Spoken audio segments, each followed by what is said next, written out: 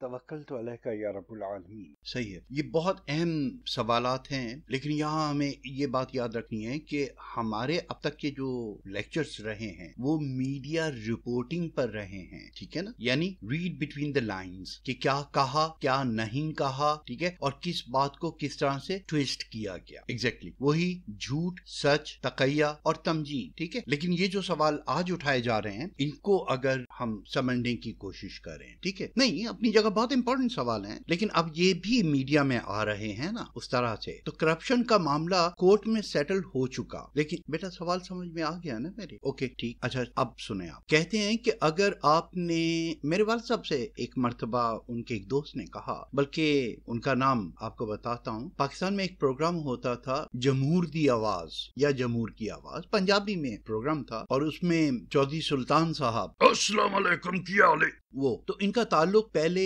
Police के महकमे से था। तो एक दिन बातों बातों में कहने लगे मेरे वालिद साहब से कि खान साहब अगर जिंदगी में किसी पुलिस वाले से दोस्ती करनी चाहो तो उसके लिए एक टिप दूं। तो वालिद साहब ने कहा कि यार मुझे कौन से कोई जराइम करने हैं। तो कहने लगे नहीं, वक्त किसी पे भी आ सकता है, लेकिन अगर किसी पुलिस वाले से दोस्ती करनी है तो एसपी, डीएसपी और इन रैंकों को छोड़कर आप सिर्फ और सिर्फ एक मुहर्रर से दोस्ती कर लेना तो आपको कभी कोई नुकसान नहीं हो सकता। कहने लगे कि एक अक्लमंद मुहर्रर जो होता है वो एफआईआर में एक ऐसा छोटा सा पॉइंट बीच में डालकर पूरे केस को बदल दिया करता है। इसलिए एफआईआर सबसे ज्यादा इंपॉर्टेंट होती है और उसका राकिम जो होता है वो मुहर्रर होता है। जी हाँ, ये वही मुहर्रर जो सुल्तान खूसट साहब के साहबजादे इरफान खूसट दै जमाता पास डायरेक्ट हवालदार के नाम से अंधेरा उजाला की सीरियल में काम करते रहे, ठीक है ना। ये वो किरदार, मुहर्रर के हाथ में बहुत कुछ होता है और जो कुछ उसमें एफआईआर में पहले लिखा जाता है उस पर ही मुकदमा चलता है। तो आप उसको साबित करेंगे या उसका दिफा करेंगे। यहाँ इस बड़े केस में जो हुआ वो ये हुआ कि साबिक नैब के चेयरमैन चौधरी कमर जमान साहब या कमर जमान चौधरी, दोनों तरह से उनका नाम लिखा जाता है। बहरहाल तो चौधरी साहब जो थे वो सब जानते हैं कि वो इसी करप्शन की पैदावार थे और उन्होंने नैब के महकमे को इस इलीट के दिफा के लिए इस्तेमाल किया कि जो पावर में थे उनके मुखालफिन को, बिल्कुल उसी तरह से जैसे हमारी वजारत दाखिला इस्तेमाल होती रही कि ये भी मेरे रडार पर हैं, वो भी मेरे रडार पे हैं, इनको भी हम जानते हैं, उनको भी हम जानते हैं, उनकी भी फाइलें मेरे पास हैं, उनकी भी फाइलें मेरे पास हैं। लेकिन उन फाइलों से सिर्फ उन लोगों को सब्ज्यू किया गया, दबाया गया, ब्लैकमेल किया गया, इंसाफ के तकाजे कहीं भी पूरे नहीं किए गए, ठीक है ना। तो इसी तरह से नैब के महकमे को भी इस्तेसाब के नाम से इसी तरह से इस्तेमाल किया गया कि मुखालिफिन को ब्लैकमेल किया जाए, मुखालिफिन को दबाया जाए। और जब उसी नैब के ऊपर ये जोर दिया गया कि आप इन लोगों को कटहरे में लाएं, तो उन्होंने इस किस्म से केस को तैयार किया कि ये लोग सजाओं से बच निकले।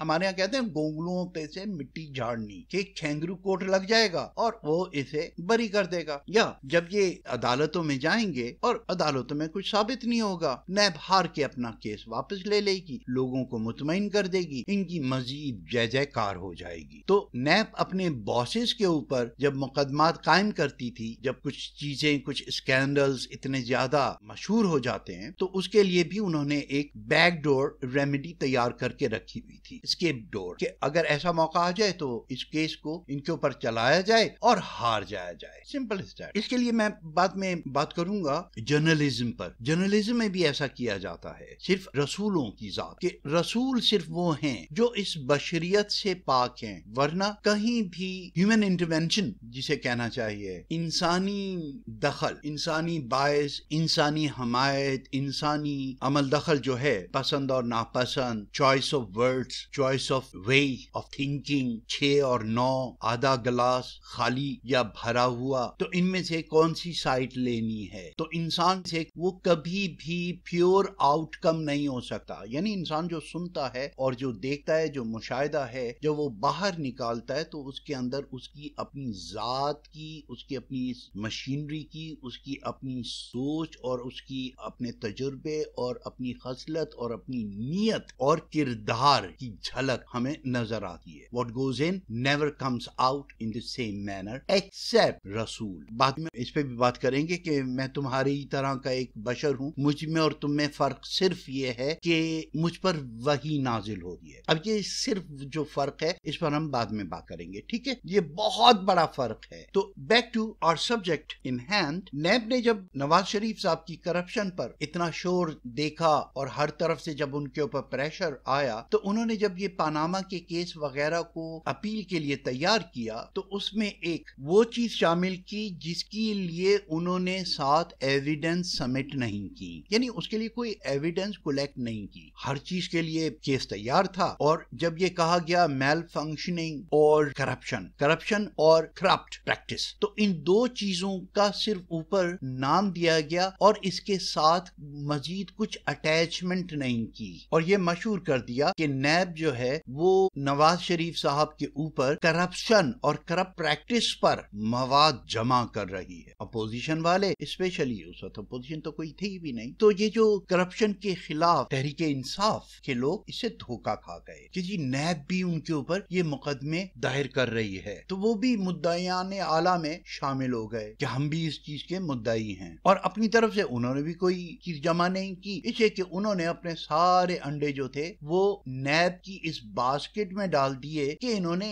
करप्शन का केस तैयार किया हुआ है। जब अदालत में केस पहुंचा तो उसमें करप्शन से मुतालिक कोई एविडेंस साथ नहीं थी, करप्शन से मुतालिक कोई पेपर साथ नहीं था, कोई समरी साथ नहीं थी, बाकी चीजों पर फाइलें थी, लेकिन करप्शन से मुतालिक और करप्ट प्रैक्टिस से मुतालिक उसमें अंदर कुछ नहीं था। तो इस पॉइंट पर, और ना ही अपोजिशन की तरफ से या तहरीके इंसाफ वगैरह की तरफ से कोई चीज इसमें शामिल की गई मां सिवाय इसके कि अखबारी खबरें, तो इस पॉइंट पर अदालत ने, लेकिन ये किसी को नहीं मालूम था उस वक्त के हालात को देखते हुए कि बाद में अदालत पर बायस होने का इल्जाम ना लगे, अदालत ने एक एहतियात के तौर पर यह काम किया कि पहले इस केस को अदालत से बाहर रखें आप और इसकी बाकायदा JIT बनाकर इसकी तहकीकात की जाएं, क्योंकि कुछ इल्जामात ऐसे हैं जो बादियों नजर में सच्चे नजर आते हैं लेकिन उनके साथ एविडेंस नहीं है, और कुछ चीजें ऐसी हैं जो ऊपर से लेकर नीचे तक बिल्कुल खाली हैं, बस हेडलाइन है, जैसा कि करप्शन और करप्ट प्रैक्टिस। तो इस रोशनी में बनी हमारी JIT, तो उसने ऊपर से लेकर नीचे तक हर चीज को ढूंढ कर हमारे सामने रख दिया 13 डिब्बों में। तो अदालत का फैसला जब आया तो वो JIT की सिफारिशात या JIT के नताइज को सामने रखते हुए वहां से जो एविडेंस कलेक्शन हुई थी उस बेस के ऊपर इन्हें सजा दी गई। अब उसमें हजारों चीजें थी, उनमें से 2-4 को पकड़कर उसके ऊपर सजा दे दी गई है, और जिस चीज का वावेला किया जा रहा है कि इस पर्टिकुलर पॉइंट पर, तो वहां पर ये बात हम पहले बता चुके हैं अपने दूसरे लेक्चर्स में। हाँ एग्जैक्टली, तो उसको आप दोबारा देखिए ना, खासतौर पर साबिक चीफ जस्टिस चौधरी इफ्तिखार साहब के इंटरव्यू को, जहां ये बात कही गई कि एक जगह उन्होंने यानी नैब ने करप्शन और करप्ट प्रैक्टिस पर जो कुछ अदालत के सामने रखा है वो साबित नहीं हुआ क्योंकि उसके साथ इन्होंने एविडेंस साथ नहीं रखी। तो उस पॉइंट को अदालत ने काटा कि ना आप हमें कोई चीज दे सके ना ही अपोजिशन वाले ये चीज दे सके, लेकिन आगे चलकर इसी पॉइंट को अदालत ने उठाया और करप्ट प्रैक्टिस और करप्शन के सबूत मौजूद हैं और वो करप्ट प्रैक्टिस और करप्शन हुई है और इसका सबूत JIT से मिल गया, ठीक है ना। तो दो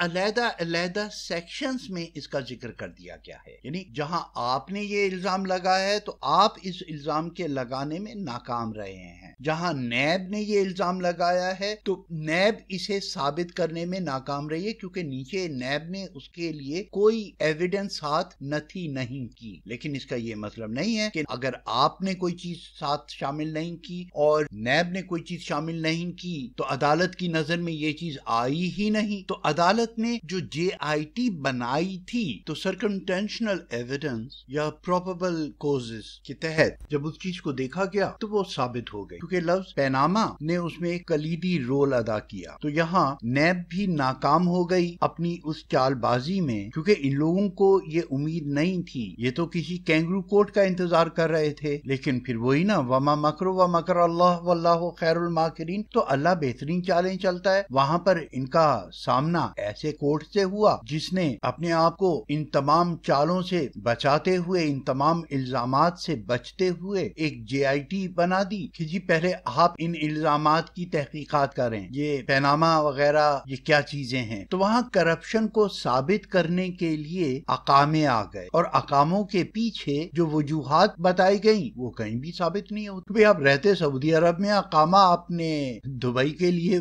रहे, आप सऊदी अरब में रहे, नौकरी आप दुबई में कर रहे हैं, बकौल आपके कि बेटे की कंपनी और बेटे से तनख्वाह नहीं ली। कौन सा बाप बेटे से तनख्वाह लेता है? तो जिसका जिक्र हम पहले कर चुके कि अगर आप अखलाकियात के इस पॉइंट को उठा रहे हैं तो फिर ये भी देखिए कि कौन सा बाप बेटे की नौकरी करता है, कौन सा ऐसा बेगैरत बेटा है जो बाप को मालकाना हुकूक देने के बजाय उसे नौकर रखे कि अब्बा जी आप एजाजी चेयरमैन हो जाएं, अब्बा जी आप हमारे प्रेसिडेंट हो जाएं, वो उन्हें डिस्ट्रीब्यूशन मैनेजर रखेगा। तो ये तमाम चीजें खुलकर सामने आ गई कि इसके पीछे इनका कोई दूसरा मकसद था, दूसरा मतलब था। और अब जैसा कि हम लोग जानते हैं कि ये अपार्टमेंट्स जो हैं अब आइंदा केसेस के लिए ये सबूत के तौर पर आएंगे जब आर्टिकल 6 नाफिज होगा। तो ये सर्कमटेंशनल एविडेंस जो होती हैं अपनी जात में सबूत नहीं हुआ करती बल्कि दे लीड टू प्रूफ। तो ये एक सबूत की तरह मार्फत का काम दिया करती हैं। और जो हमने देखा कि यहाँ पर वो चीज पूरी भी हो गई। तो ये कमर जमान चौधरी साहब की जो चाल थी वो नाकाम हो गई। बताया ना कि जैसे मुहर्रर FIR में कुछ नुक्ते ऐसे डाल देता है कि आगे चल के मुकदमे में उस पर बहुत बड़ा असर पड़ता है। तो इसी तरह से कमर जमान चौधरी साहब ने और उनकी टीम ने जो इनकी लगाई हुई थी उस तमाम को